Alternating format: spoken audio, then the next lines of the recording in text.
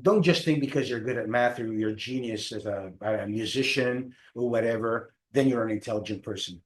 No, you know that you're an intelligent person when you are effective.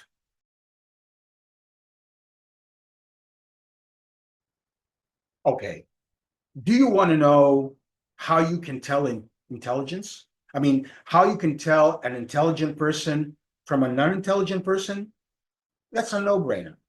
Okay. An intelligent person is one who thinks and sees things just exactly like you, that has your same ideas, your same opinions. Very simple. How narcissistic can you get, right? But in fact, it's true. We deem people intelligent not on an objective basis, but depending on how we think. If they think like us, they're intelligent. Okay, now jokes on the side, which is not, by the way, that's truly what happens. I think it's very important to understand what intelligence is and how it works. Intelligence is our capacity to interact with our reality, which can be either the outer reality or our inner reality. Okay, in a way that it produces the best results for us and others. If you're enjoying what you're listening to, don't forget to click on the like button. And if you don't want to miss more videos like this that can contribute to your personal and professional growth, subscribe now to the channel. In other words, how we can exploit through our intelligence what is best for us and others. Now, when I say to exploit, I do not intend it in a bad way. Usually, when you talk about exploitation, it's something negative.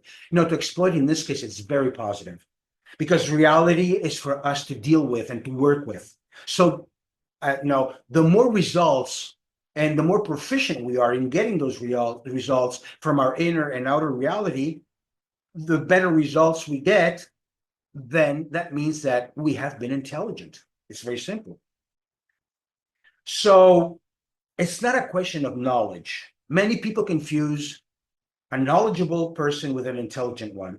It's not necessarily true. It's true most of the time because the more people know, the more information they have in their head that they can mix and they can work with. If you don't have much information, there's very little for you to work with, and so you don't end up being very intelligent. So to some extent, knowledge can help you become more intelligent, but it doesn't mean that will happen.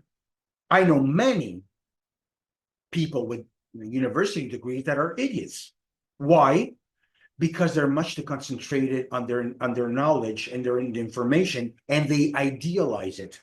So they create ideologies, or they have a very idealistic view of the world, but it's not concrete, it's not solid.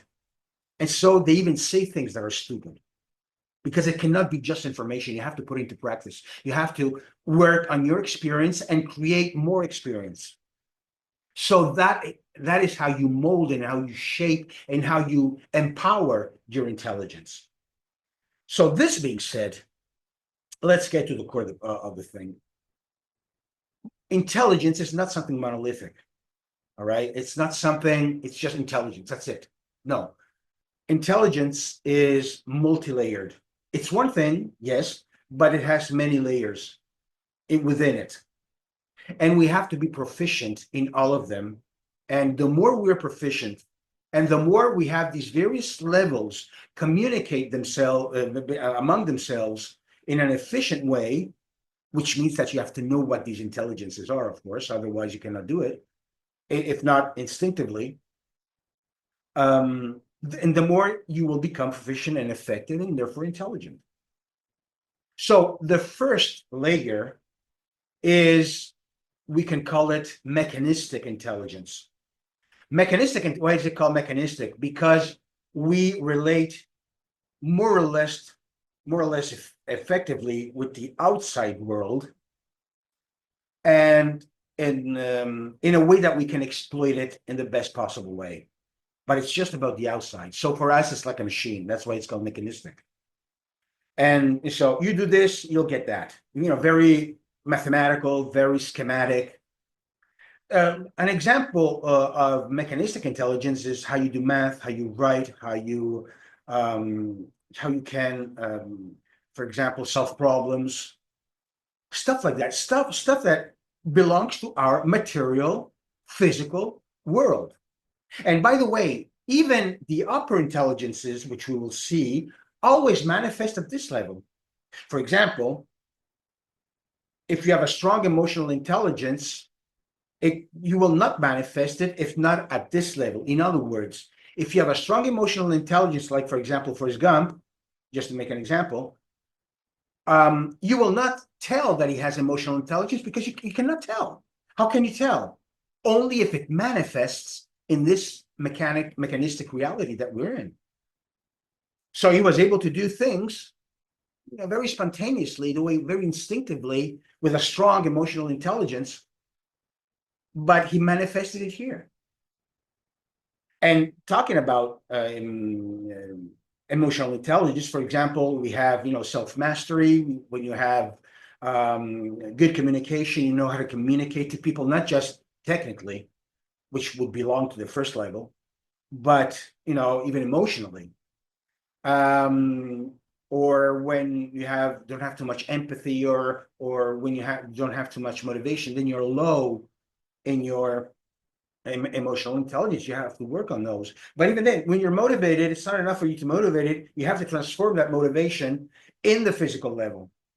And not only that, when you solve problems, it's better for you to solve problems by looking at them from a higher position. In other words, the more you detach yourself from problems at the physical level, and you elevate yourself, the easier it will be for you to solve those problems. And the same thing goes with with emotional levels.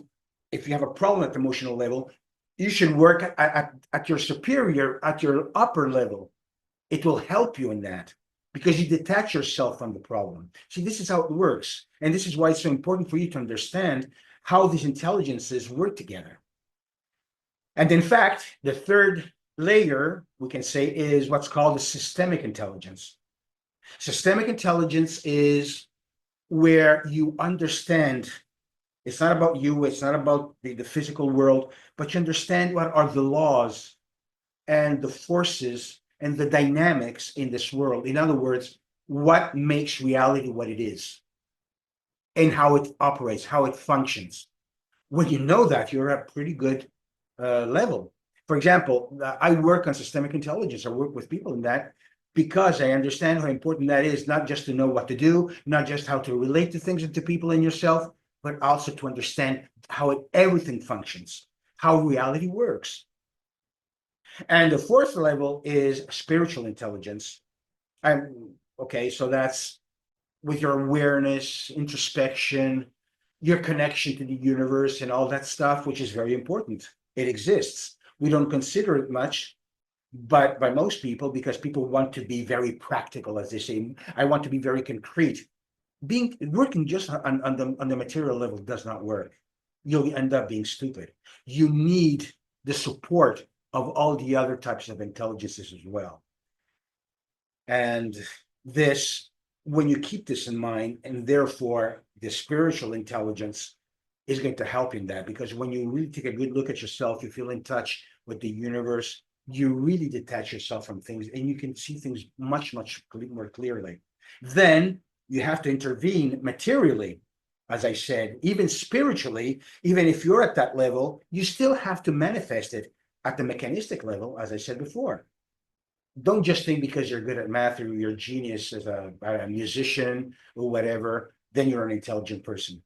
No, you know that you're an intelligent person when you are effective, when you have the life that you want, when you make it work, and you create benefit and good things for others as well, not for others just as people, as human beings, but as a collective, where your contribution is something valuable, not just for yourself.